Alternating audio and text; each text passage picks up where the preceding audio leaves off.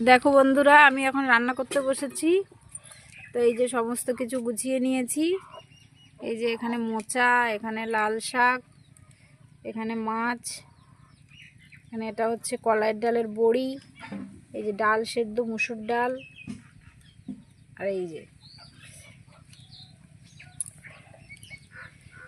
উনুন এখনো ধরাতে পারিনি। এই যে আস্তে আস্তে জ্বলছে সবে। এদিকে এই যে তেল মশলা সমস্ত কিছু রয়েছে।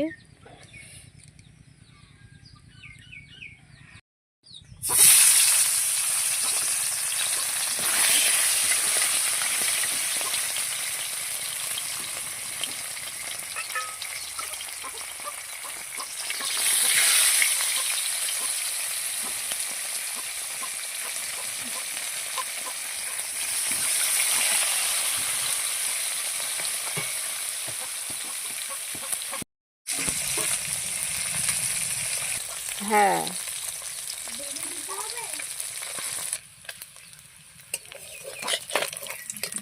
মাছ ভাজা হয়ে গেছে। এবার মাছটা তুলে নিচ্ছি।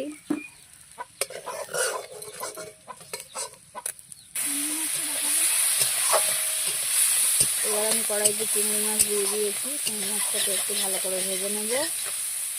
তো বন্ধুরা দেখো, আমার বাটা মাছ আর চিংড়ি মাছ ভাজা হয়ে গেছে।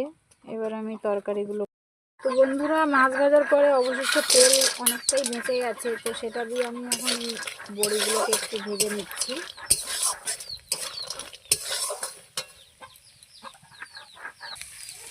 তো বন্ধুরা দেখো, আমি এখন শাক ভাজা করবো। তো তার জন্য পেঁয়াজ আর লঙ্কাটা কড়াইতে দিয়ে একটু ভাজা ভাজা করার পর অল্প রসুনও দিয়ে দিয়েছি।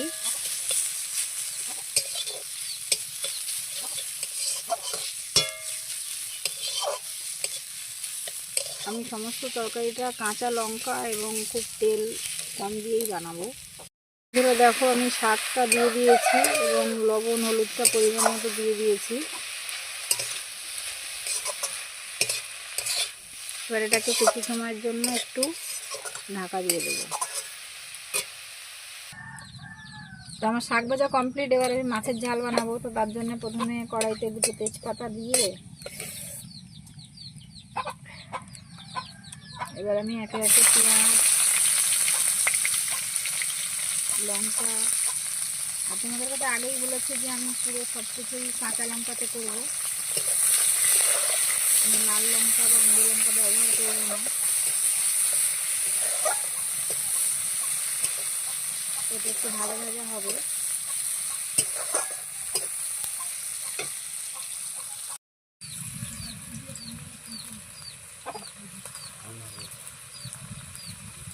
আদা, রসুন, টমেটো,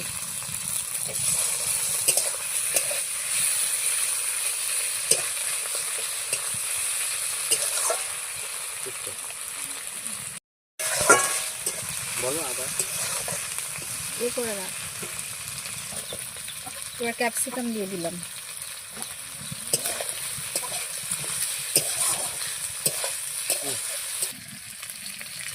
আছিস কেন তুই? বন্ধ কর, ভিডিও করতে।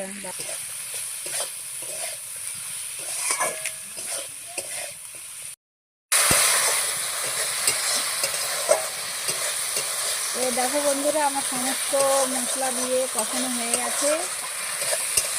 তো দেখতে পাচ্ছ তেল ছেড়ে দিয়েছে, এই যে দেখো। তো এবার আমি জল দিয়ে দেবো।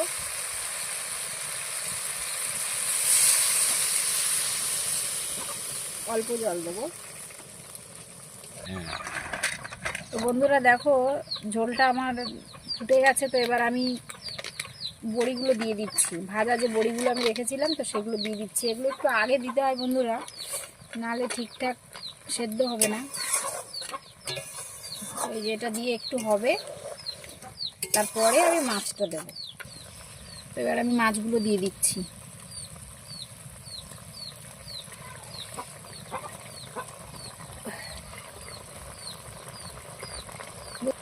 লোক আছি অনেক, কিন্তু এই কাঁটা মাছ, এটা বাটা মাছ যেহেতু, এতে ছোটো ছোটো প্রচুর কাঁটা। তো এই জন্য বাচ্চারা কেউ ওই মাছ খাবে না। তো সেই জন্য 3টে মাছই রান্না করছি। তো আমার তরকারি পুরোপুরি কমপ্লিট হয়ে গেছে। এবার আমি ওপর থেকে একটু ধনেপাতা দিয়ে দিচ্ছি। তো বন্ধুরা আমার তরকারি পুরোপুরি কমপ্লিট। তো এই যে বড়িগুলো আমি দিয়েছি, তো এটা ভালোভাবে এর মধ্যে যখন মিশবে তখন ঝোলটা একদমই শুকিয়ে যাবে, ওই জন্য আমি এখনই নামিয়ে নিচ্ছি। আমি কড়াইতে প্রথমে অল্প তেল দিয়ে একটা তেজপাতা দিয়ে দিয়েছি, এরপর আমি পেঁয়াজ, রসুন, আদা সমস্ত কিছু দিয়ে দেবো।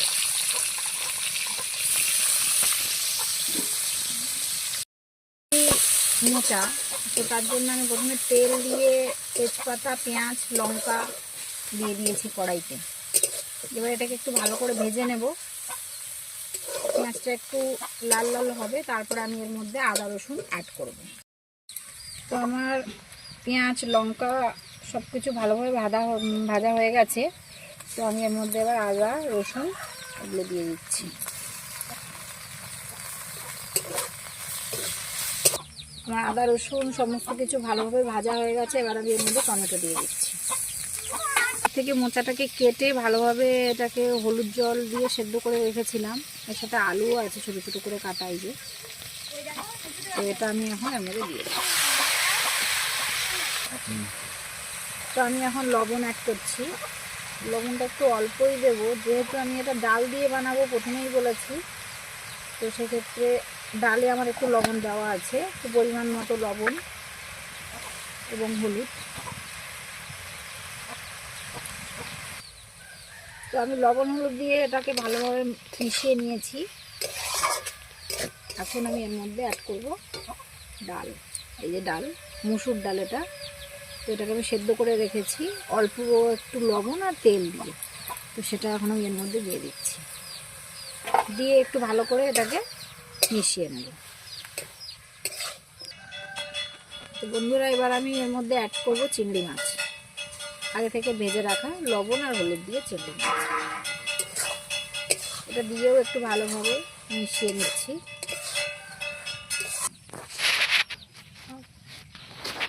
এটা হচ্ছে জিরে আর ধনে গুঁড়ো, তাই একটু জলে মিশিয়ে দিচ্ছি।